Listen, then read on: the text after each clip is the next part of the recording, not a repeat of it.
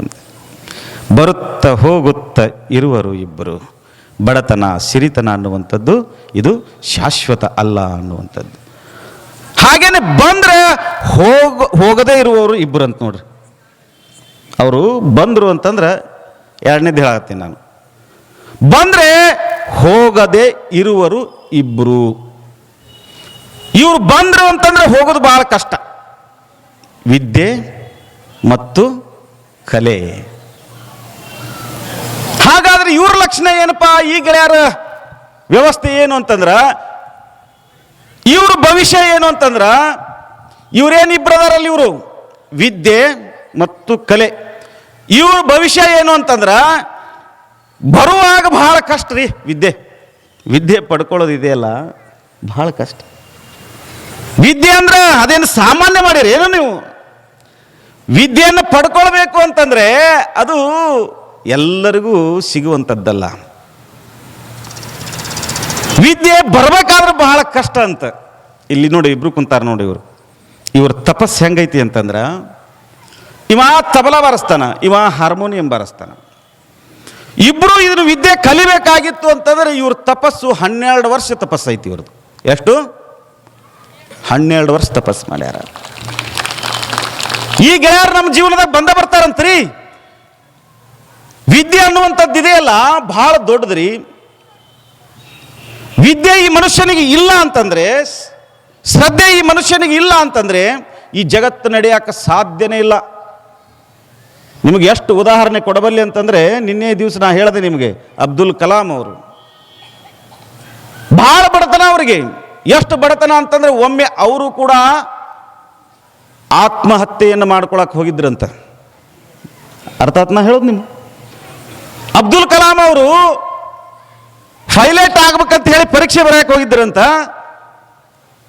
ಅವರು ಅದರ fail ಆದ್ರಂತ. Fail ಆದಾಗ ಅವರು ಸಮುದ್ರಕ್ಕೆ ಬಿದ್ದು ಸಾಯಬೇಕು ಅಂತೇಳಿ ಹೊಳಿಗೆ ಹಾರಿದ್ರಂತೆ.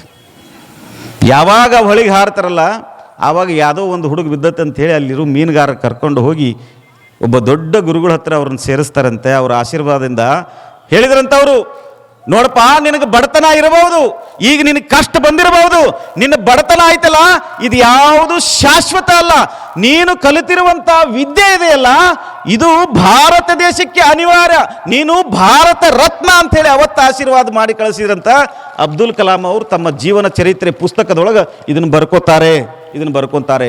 ನಾನು ಕೂಡ ಆತ್ಮಹತ್ಯೆಗೆ ಪ್ರಯತ್ನ ಮಾಡಿದ್ದೆ ಅಂತೇಳಿ. ನಾನು ಕೇಳೋದಿಷ್ಟೇನೆ, ಈ ಗೆಳೆಯರನ್ನ ಸಾಂಗತ್ಯ ಇದೆ ಇಲ್ಲ, ಇದು ಈ 8 ಗೆಳೆಯರ ಸಾಂಗತ್ಯ ಇದೆ ಇಲ್ಲದು ಎಲ್ಲರ ಜೀವನದಾಗ ಬರೋದೇ ಹೋಗೋದೇ, ಇದು ಎಲ್ಲರಿಗೂ ಇರೋದೇ ಇದು. ಅದಕ್ಕೆ ಹೇಳ್ತಾರೆ ವಿದ್ಯೆ ಅನ್ನುವಂಥದ್ದು ಇದೆಯಲ್ಲ ಇದು ಬಹಳ ಬಹುಮುಖ್ಯವಾಗಿರುವಂತಹ ಘಟ್ಟ. ಇಲ್ಲಿ ಎಷ್ಟು ಜನ ಮಕ್ಕಳದಿರಲ್ಲ, ಎಷ್ಟು ಜನ ಓದೋರದಿರಲ್ಲ, ನಾನು ನಿಮಗೆ ಹೇಳೋದು ಇಷ್ಟೇನೆ, ಒಂದಿಷ್ಟು ನಿಮ್ಮ ಸುಖಗಳನ್ನು ತ್ಯಾಗ ಮಾಡ್ರಿ. ಒಂದಿಷ್ಟು ನಿಮ್ಮ ಕನಸುಗಳನ್ನು ಕಟ್ಟೋದನ್ನು ಕಲೀರಿ. ಕನಸನ್ನು ಕಾಣಬೇಡ್ರಿ. ನೀವು ರಾತ್ರಿ ಏನಂತ ಕಳಿಸ್ತೀರಿ ಮೊಬೈಲ್ ಒಳಗೆ? ಗುಡ್ ನೈಟ್ ಸ್ವೀಟ್ ಡ್ರೀಮ್ಸ್ ಅಂದ್ರೆ ಏನದು? ಗುಡ್ ನೈಟ್ ಸ್ವೀಟ್ ಡ್ರೀಮ್ಸ್ ಅಂದ್ರೇನು?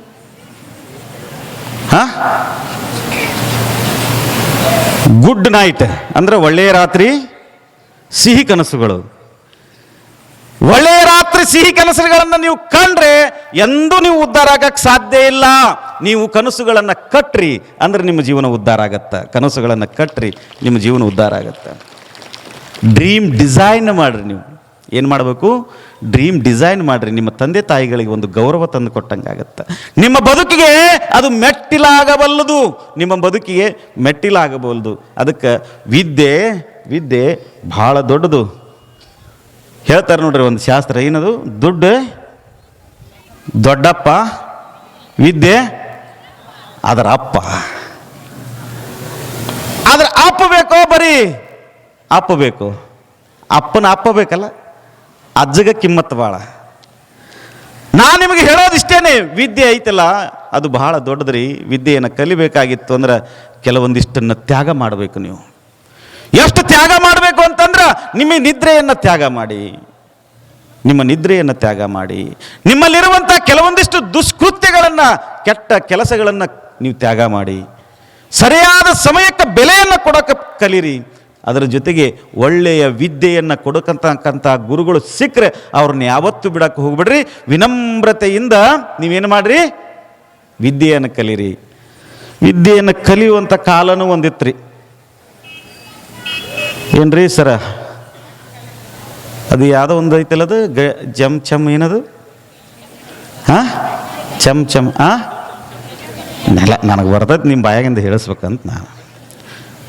ಚಡಿ ಚಾಮ್ ಚಾಮ್, ವಿದ್ಯೆ ಯಾವ್ದು ಗಮ್ ಗಮ್ ಅನ್ನಕತ್ತೈತಿ ಈಗ. ವಿದ್ಯೆನೋ ಚಳಿನೋ ದೊಡ್ಡ ಅಪರಾಧಿ. ಗುರುಗಳು ಏನಾರ ನಾವು ಸಣ್ಣಾರಿದ್ದಾಗ ಅಂದ್ರೆ ನೀವೇನು ಭಾಳ ದೊಡ್ಡಾರನ್ರಿ ಜರ ಅನ್ಬೇಡ್ರಿ. ನಾವು ಸಣ್ಣಾರಿದ್ವಲ್ಲ, ನಮಗೆ ಗುರುಗಳು ಸಾಲಿ ಕಲಿಸ್ತಿದ್ರು. 7ನೇ 10ನೇ ಇರ್ತಿದ್ವಿ ನಾವು. ಇದ್ದಾಗ ಅವ್ರಿಗೆ ಅಡುಗೆ ಮಾಡ್ಕೊಂಡು ಹೋಗೋದೇ ಒಂದು ಖುಷಿ ಗುರುಗಳಿಗೆ.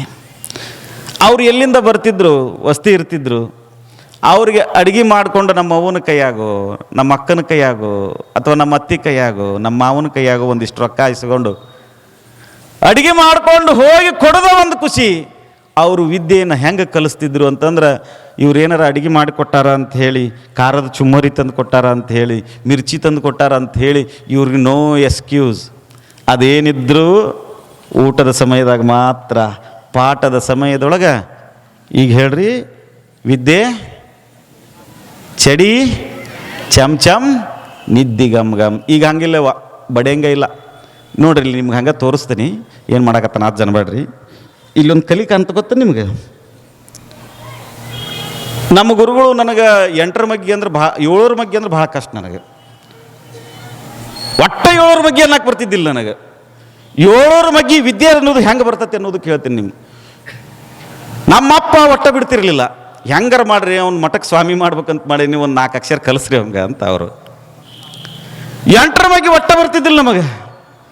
ನಿಮಗೆ ಇದು 7ರ ಮಗ್ಗಿ ನಿಮಗೆ ಹೇಳ್ತೀನಿ. ಗೌಡ್ರ ಸರ್ ಅಂತ ಹೇಳಿ, ಅವರು ಇಂಗ್ಲೀಷು ಗೌಡ್ರ ಸರ್ ಅಂಥೇಳಿ, ಬಹುಶಃ ಈ ಬೆಳವಣಿಗೆಯವರು ಇಂಗ್ಲೀಷ್ ಹೇಳ್ತಿದ್ರು. ಒಂದು ಚಬಕಿತ್ತು. ಚಬಕ್ ಅಂದ್ರೆ ನೀವು ನೋಡಿರಲ್ಲ, ಗೊತ್ತಿಲ್ಲ ನನಗೆ, ಯಾಕಂದ್ರೆ ಅದು ಶಾಲೆಯ ಆವರಣದೊಳಗೆ ಬರಂಗಿಲ್ಲಲ್ಲ. ಅದು ಎಂಥ ಚಬಕ್ ಅಂದ್ರೆ ಗಂಟಿದ್ದ ಚಬಕ. ನಿಮ್ಮ ಅಪ್ಪರ ನಿನ್ನ ಸ್ವಾಮಿ ಮಾಡ್ಬೇಕಂತ ಲೇ ಸ್ವಾಮಿ ನೀನರವನು ಈ 7ರ ಮಗ್ಗಿ ಅನ್ನುವಲ್ಲಿ ಮಗನ ಅಂಥೇಳಿ ಹಿಂಗೆ ಹೊಡ್ಯಾಕತ್ತಿದ್ರು. ತಪ್ಪಿಸ್ಕೊಂಡು ನೋಡ್ರಿ, ತಪ್ಪಿ ಇಲ್ಲಿ ಬಿದ್ದು ಬಿಟ್ರೆ ನಿಮ್ಗೆ ಹೇಳ್ತೀನಿ, 2 ಹೊಲಿಗೆ ಬಿದ್ದಿದ್ದ ಕೊನೆ. ಅವತ್ತಿಂದ 30ರ ಮಟ್ಟ ಮಗ್ಗಿ ಅಂತಿದ್ದೆ ನಾನು. ಬಾಯ್ಪಟ್ಟು 30ರ ಮಟ್ಟ ಅಂತಿದ್ನೆ.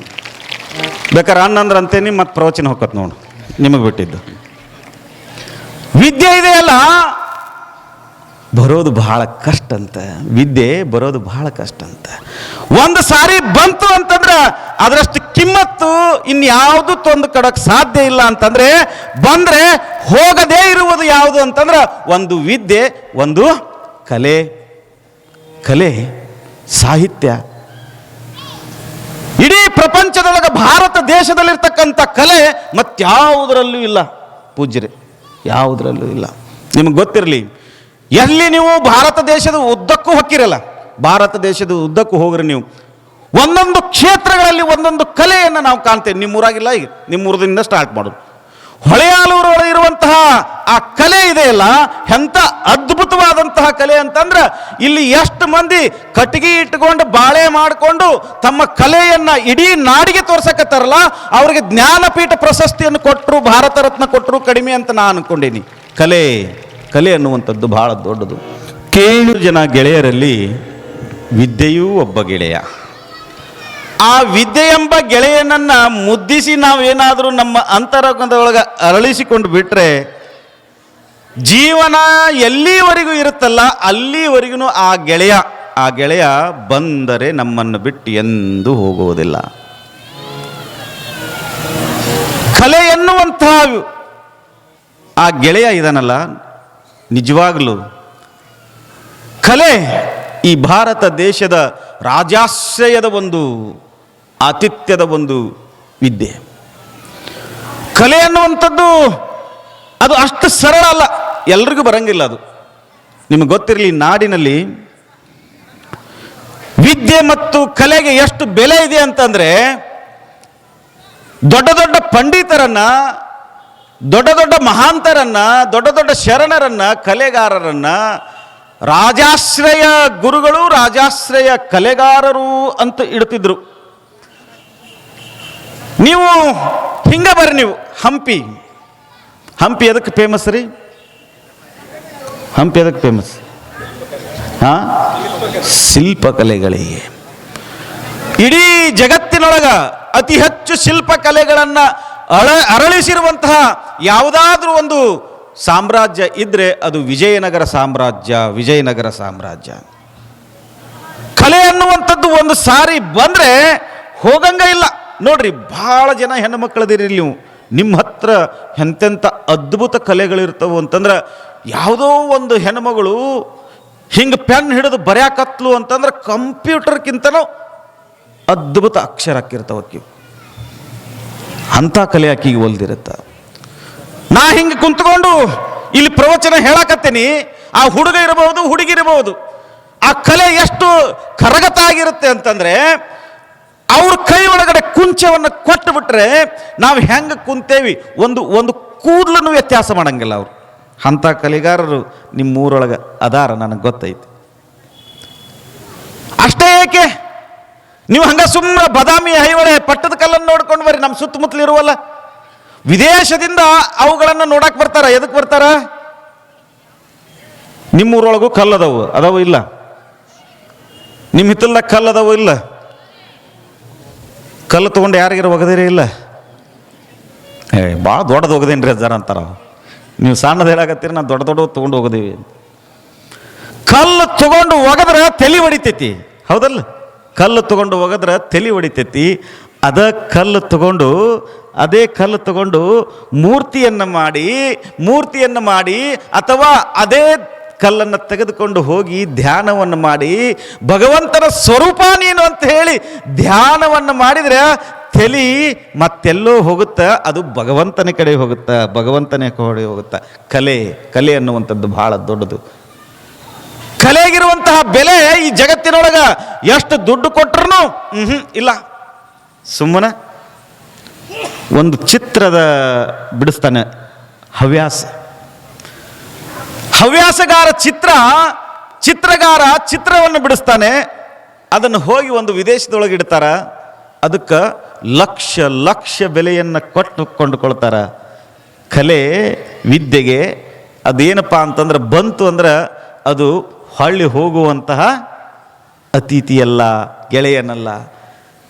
ಅದಕ್ಕೆ ಹೇಳ್ತಾರ ಇಲ್ಲಿ, ಈ ಇಬ್ರು ಗೆಳೆಯರದಾರಲ್ಲ, ಇವ್ರು ಬಹಳ ಮುಖ್ಯ ಅಂತ ಹೇಳ್ತಾರ. ಕಲೆ ಅನ್ನುವಂಥದ್ದು, ಅದರಲ್ಲೂ ನಿಮ್ಮೂರೊಳಗಂತೂ ನಿಜವಾಗ್ಲೂ ಸುಮ್ಮನೆ ಅಲ್ಲಿ ಎಲ್ಲಾರನ್ನೂ ಆ ಕಲೆಗಾರರನ್ನ ನೋಡ್ಕೊಂತ ಬಂದ್ಯಾ ಅಂತಂದ್ರೆ ಎಷ್ಟು ಅದ್ಭುತ ಕಲೆಗಳನ್ನು ಚಿತ್ರಿಸಿದ್ದಾರೆ. ಮೊನ್ನೆ ದಿವಸ ತೇರು ಬಂತಿಲ್ಲ, ಅಜ್ಜಾರು ಹೇಳಿದ್ರು ಒಂದು ಸಣ್ಣ ತೇರು ಮಾಡಿಸ್ಕೊಟ್ಟಾರ್ರಿ. ಯಾವ್ರವರು? ಹುಲ್ಲೂರವರು ಒಂದು ಸಣ್ಣ ತೇರು ಮಾಡಿಸ್ಕೊಟ್ಟಾರ್ರಿ. ಹಂಗಾರ ಸಣ್ಣದಂದ್ರೆ ಒಂದಿಷ್ಟು ಇರ್ಬೋದು ಬಿಡ ಅಂತ ನಾ ಮಾಡಿದ್ದೆ. ಸಣ್ಣದಂದ್ರೆ ಇಷ್ಟು ಇರ್ಬೋದು, ಹಂಗಾರೆ ಏನೋ ಅಜ್ಜನ ಆಶೀರ್ವಾದದಿಂದ ಭಕ್ತಿಯಿಂದ ಅವನ ಏನೋ ಸ್ವಂತ ತನ್ನ ಕಲೆಯಿಂದ ಅರಳಿಸಿ ಕೊಟ್ಟಿರಬಹುದು ಅನ್ನುವಂಥ ಉದಾಸೀನದ ಮನೋಭಾವ ನಂದಿತ್ತು. ನಾನು ಅಲ್ಲಿ ಗಾಂಧಿನಗರ ಪಾದಯಾತ್ರೆ ಮುಗಿಸ್ಕೊಂಡು ಅಲ್ಲಿ ಹೋದ ಮೇಲೆ ಗೊತ್ತಾತು, ಸಣ್ಣದಂದ್ರೆ ಹಿಂಗಿರ್ತತಿ ಅಂತ ಹೇಳಿ. ಸಣ್ಣ ತೇರಂದ್ರೆ ಹೊಳೆಯಾಲೂರೊಳಗೆ ಹಿಂಗ, ಸಣ್ಣದಂದ್ರೆ ಭಾಳ ದೊಡ್ಡದು ಅಂತ ಅರ್ಥ ಮಾಡ್ಕೋಬೇಕು ನಾವು. ನಿಮ್ಮ ಊರಾಗ ಬಹುಶಃ 24 ತಾಸಿಲ್ಲ ಅನ್ಸುತ್ತೆ, ನಿಮ್ಮ ಊರಾಗ ಬಹುಶಃ ಅದ್ರ ಡಬಲ್ ಇರ್ಬೋದು ಅನ್ಸುತ್ತೆ. ಒಬ್ಬ ಊರಿನ ಭಕ್ತಿ, ನಾವು ಹುಚ್ಚಯ್ಯನನ್ನ ಸಣ್ಣ ತೇರನ್ನು ಎಳಿಬೇಕಾಗಿತ್ತು ಅಂತಂದ್ರೆ ಅದು ಏನೋ ಒಂದಿಷ್ಟು ಸಾಣದ ಕಾಣಿಸ್ತತಿ, ಹೊಸಾದು ಮಾಡಿಸೋಣಂತ ಅಜ್ಜಾರು ಅಪ್ಪನೆ ಪಡಿಸಿದ್ರ, ಈಗಿರುವ ತೇರಿನ ಮಗಲು ಅದನ್ನು ನಿಂದ್ರಿಸಿದ್ರ ಸಾಕ್ಷಾತ್ ಅದ ತೇರು ಇದ ತೇರು ಆದರೆ ಅನ್ನೋಷ್ಟರ ಮಟ್ಟಿಗೆ ಭಕ್ತಿಯನ್ನು ತೋರಿಸ್ತಾರೆ. ಅಂತಂದರೆ ಕಲೆಗೆ ಬೆಲೆ ಕೊಡೋಕೆ ಸಾಧ್ಯ ಇದೆನಾ? ಕಲೆ ಇದೆಯಲ್ಲ, ಅದು ಬಂತಂದ್ರೆ ಒಂದು ಸರಿ ಹೋಗಂಗಿಲ್ಲ. ವಿದ್ಯೆ ಇದೆಯಲ್ಲ, ಅದು ಒಂದು ಸಾರಿ ಬಂದರೆ ಹೋಗಂಗಿಲ್ಲ, ಬರುವಾಗ ಮಾತ್ರ ಕಷ್ಟ. ಇದು ಕಲೆಯನ್ನು ಕಲಿಯೋದಿದೆಯಲ್ಲ, ಅದು ಕಲಿಯುವಾಗ ಅಷ್ಟೇ ಕಷ್ಟ, ಅದೇನಂತಾರಲ್ಲ, ಕಲಿಯೋಕ್ಕಿಂತ ಮೊದಲ ಬ್ರಹ್ಮ ವಿದ್ಯೆ, ಕಲಿತ ಮೇಲೆ ಕೋತಿ ವಿದ್ಯೆ. ಆಡಿಸ್ತಾರೆ ನೋಡಿ ಇವರಿಬ್ಬರು, ಕೋತಿ ಆಡಿಸ್ದಂಗೆ ಆಡಿಸ್ತಾರೆ. ಅಲ್ಲಲ್ಲ ಸುಮ್ಮನೆ ಹಂಗೆ ಕೈ ಹಿಂಗೆ ಬರೋ ಆಡಿಸ್ತಾರೆ. ನಮ್ಮ ಕೈಯಾಗ ಕೊಟ್ರ, ನಿಮ್ಮ ಕೈಯಾಗ ಕೊಟ್ರ, ನಿಮ್ಮ ಕೈಯಾಗ ರೊಟ್ಟಿ ಕೊಟ್ರೆ ಗಿಟ್ಟಿ ಮಾಡ್ತೀರಿ ನೀವು. ಅಲ್ಲ, ರೊಟ್ಟಿನೂ ಮಾಡ್ತೀರಿ, ಇಲ್ಲ ಅನ್ನಂಗಿಲ್ಲ. ನೀವು ರೊಟ್ಟಿ ಹಿಟ್ಟು ಕೊಟ್ರೆ ರೊಟ್ಟಿ ಮಾಡ್ತೀರಿ, ಇವರು ಕೈಯಾಗ ಗುಟ್ಗಾಚಿ ಇಟ್ಟು ಕೊಟ್ರೆ ಗಿರಿನಿ ಮಾಡ್ತಾರೆ ಹಿಂಗೆ ತಿಕ್ಕೊಂತ. ಸ್ಟೈಲ್ ಮೇಲೆ ಅದಾವ ಅವೆಲ್ಲ ಏನ್ರಿ ವಿದ್ಯೆಗಳು ಇವೆಲ್ಲ. ಬರೀ ಆ ಕಲೆಗಳನ್ನು ನೋಡಬೇಡ್ರಿ, ಇವ್ರದ್ದು ಭಾಳ ಚಲೋ ಕಲೆಗಳಿರ್ತಾವೆ. ಇವರು ಇನ್ನೊಂದು ಭಾಳ ಚಲೋ ಐತಿ ಕಲೆ. ಶಾಂತವ ಎಲ್ಲಿದ್ದೀವಿ? ಆ ಗಾಂಧಿನಗರದಾಗ ಅಜ್ಜ ಹೋಗಿದ್ನಂತ, ಹೋಗಲಾಗ ಎಡಿ ಬಿದ್ದಂತ. ಇವರು ಒಂದಿಷ್ಟು ಚಾಡಿ ಹೇಳೋ ಕಲೆ ಇರ್ತಾವ. ಇವ್ರು ಚಾಡಿ ಹೇಳು ಕಲೆಗಳು ಹೆಂಗಂತಂದ್ರೆ, ಹೇಳಬಾರ್ದ ಮೀಟಿಂಗ್ನ್ಯಾಗ ಕೂಡಬಾರ್ದ ಕುಂತು ಅಲ್ಲಿ ಏನಾದರೂ ಅದು ಮಂಡನೆ ಆಯಿತು ಅಂತಂದ್ರೆ ಅದು ಗ್ಯಾರಂಟಿನ. BBC ನ್ಯೂಸ್ಗಿಂತನೂ ಹತ್ತತ್ತ ನಿಮ್ಮವು. ಅದು ಒಂದು ಕಲೆನೇ. ಚಾಡಿ ಹೇಳ್ಬೇಕಂದ್ರೆ ಅದು ಒಂದು ಕಲೆ. ಆ ಕಲೆಗಳಿಗೆ ಬೆಲೆ ಇಲ್ಲ, ಈ ಕಲೆಗಳಿಗೆ ಭಾಳ ಬೆಲೆ ಐತಿ. ನಮ್ಮೂರೊಳಗೆ ಅದಾರಲ್ಲ, ಹೊಳೆಯಾಲೂರೊಳಗೆ ಏನು ಬಡಿಗೆತನ ಮಾಡ್ತಾರೆ, ಏನು ಕೆತ್ತುವ ಕೆಲಸ ಮಾಡ್ತಾರೆ, ತೇರಿನ ಕೆಲಸ ಮಾಡ್ತಾರೆ, ಮೂರ್ತಿ ಕೆಲಸ ಮಾಡ್ತಾರೆ, ವ್ಯಾಪಾರದ ಕಲೆ ಅಡಗಿದೆಯಲ್ಲ, ಒಂದಿಷ್ಟು ಯಾವುದಾದ್ರೂ ವಿದ್ಯೆಗಳನ್ನು ಅಡಗಿಸ್ಕೊಂಡವ್ರು. ಈಗ ಒಬ್ಬರು ಬಂದಿದ್ರು ನೋಡಿ, ಇಲ್ಲಿಂದ ದೊಡ್ಡ ಕಲೆ ಇವ್ರದ್ದು ಪೇನ್ ಪಟ್ಟಿಗೆ ಹಾರ್ಮೋನಿಯಂ ಕೆಟ್ಟೈತಿ ನಿಮ್ದು ನೋಡ್ರಿ. ಊರಾಗ ಎಲ್ಲರೂ ಅದಾರ, ಹಾರ್ಮೋನಿಯಂ ಕೆಟ್ಟತ್ತೆ. ನನಗೆ ಮೊನ್ನೆ ಹಿರಿಯರು ಅನ್ನಕತ್ತಿದ್ರು ಒಂದಿಷ್ಟು ಮಂದಿ, ಅಜ್ಜಾರ ಇತ್ತಾಗೂ ಹೈವೇ ಹತ್ತವಲ್ರಿ, ನಮಗೆ ಇತ್ತಾಗೂ ಹೈವೇ ಹತ್ತವಲ್ರಿ, ಹೈವೇ ಗೀವೇ ಹತ್ತಿತ್ತಂದ್ರೆ ಎಲ್ಲಾರನ್ನೂ ಹತ್ಯೆ ಇಕ್ಕತ್ತಿದ್ದು ರೀ ನಾವು ಅಂದ್ರೆ. ಇವರು ಅಲಾ ಮಕ್ಕಳ ಅಂದೆ ನಾನು.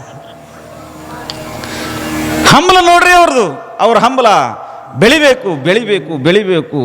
ನಾವು ಇನ್ನೂ ಉನ್ನತ ಮಟ್ಟಕ್ಕೆ ಹೋಗಬೇಕು, ನಮ್ಮೂರು ಎತ್ತರಕ್ಕೆ ಹೋಗಬೇಕು ಅನ್ನುವಂಥ ಕಲೆಗಾರಿಕೆ ಇದೆಯಲ್ಲ. ನಿಜವಾಗ್ಲೂ ನಾನು ಇಲ್ಲಿರುವಂತಹ ಎಲ್ಲ ಕಲೆಗಾರರಿಗೆ ಬೇಡ್ಕೊಳ್ತೀನಿ, ನಿಮ್ಮ ವೃತ್ತಿಗಳನ್ನು ಯಾವತ್ತೂ ಮರಿಬೇಡ್ರಿ. ಅದರಾಗ ಲಾಭ ಇರಲಿ, ಲಾಭ ಇಲ್ಲದೇ ಇರಲಿ, ಅದು ನಿಮ್ಮೂರಿಗೆ ಗೌರವವನ್ನು ಕೊಡುತ್ತೆ. ಹೊಳೆಯಾಲೂರು ಅಂದ್ರೆ ತೇರು ಮಾಡಿಸೋನು, ಹೊಳೆಯಾಲೂರು ಅಂದ್ರೆ ಮೂರ್ತಿ ಮಾಡಿಸೋನು, ಹೊಳೆಯಾಲೂರು ಅಂತಂದ್ರೆ ಚಕಡಿ ಮಾಡಿಸೋನು, ಹೊಳೆಯಾಲೂರು ಅಂತಂದ್ರೆ ಅಲ್ಲಿ ಫರ್ನಿಚರ್ಗಳು ಮಾಡಿಸೋನು ಅನ್ನುವಂತಹ ಮಾತುಗಳು ಏನು ಅದಾವಲ್ಲ, ಇದು ಯಾವತ್ತೂ ಕಡಿಮೆ ಆಗಬಾರ್ದು. ಈ ಕಲೆ ಅನ್ನುವಂಥದ್ದು ನಮ್ಮ ಅಭಿಲಾಷೆಯಾಗಿದೆ ಅನ್ನುವಂಥದ್ದನ್ನು ನಿಮ್ಮ ಮುಂದೆ ಕೃತಜ್ಞತೆಯಿಂದ ನಾವು ಬೇಡ್ಕೊಳ್ತೇವೆ. ಯಾಕೆ ಸಂಗೀತ ನಾಟಗಳ